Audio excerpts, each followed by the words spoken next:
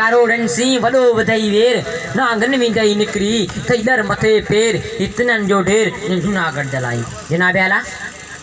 common के ठाइंदड़ ए स्वांदड़ मुझा उस्ताद साहिबान गुलाब जे गुलन जरा पाकिस्तानी बार मुझा मोहब्बे वतन देशवासियों अस्सलाम वालेकुम नमस्ते साथियों अज मुझी तकरीर जो इनवान आए आजादी चवंदा आहिनि त आजादी जो कदर उनके हुंदो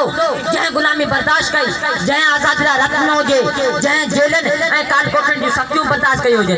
जनाब आला असांजी कौम आजादी अंग्रेजन जे 100 सालन जी गुलामी जी ज़लाल सख्ती अज़ाब अज़ियतूं ऐं जेलन जी सख्तियूं सहण खां पोइ हासिल कई असांखे पंहिंजे वतन ऐं आज़ादी सां एतिरी मोहबत आहे जेतिरी भौर जे गुल सां लहर जे समुंदर सां सहरा जी बरसात सां ऐं अमर जे पंहिंजे बचे सां सिपाही जी वर्दी सां ऐं बहादुर जी इज़त सां ऐं जेतिरी सजाई मारियूं खे मली सां मोहबत हुई जनाब आला ही वतन के हिकु जे न आहे ही सॼी पाकिस्तानी क़ौम जो वतन आहे असांजे क़ाइद पंहिंजे पहिरीं ख़िताब में चयो त ही मुल्क हिकु जो न आहे पर असां सभिनी जो ही मुल्क आहे हिन मुल्क में सभु लिहाज़ खां आज़ाद आहियूं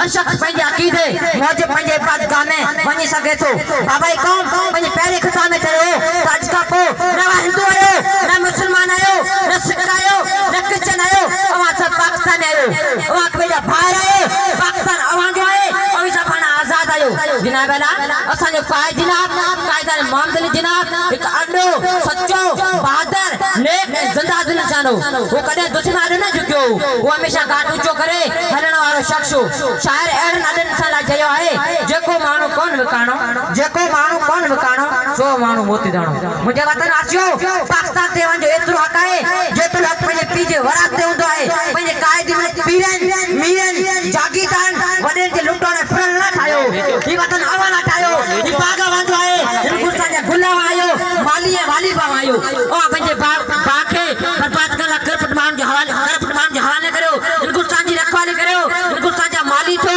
ऐं वाली थो हिंदुस्तान खे सभु शादा बनायो इन वक्त तकदीर आयो और ये जी सही वासी करे सकियो था आखिर में अपन तकदीर जी पुजानी इन खूबसूरत सिटन सकंदा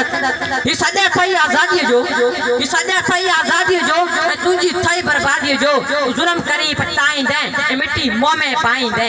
ये आगू गाड़ी जोपन में ही सुदका सांजी रूपन में इन मजलूम मंदी बतिये में इटा कंदे तू मतिये में ही पापी पेरा रतन ते ही पापी पेरा रतन ते ही खून छडा गुल ततन ते खून कुतूरी थियणो वा ऐं ॿोली खे जीअणो आहे ही सॼा थई आज़ादीअ जो ऐं तुंहिंजी थई बर्बादीअ जो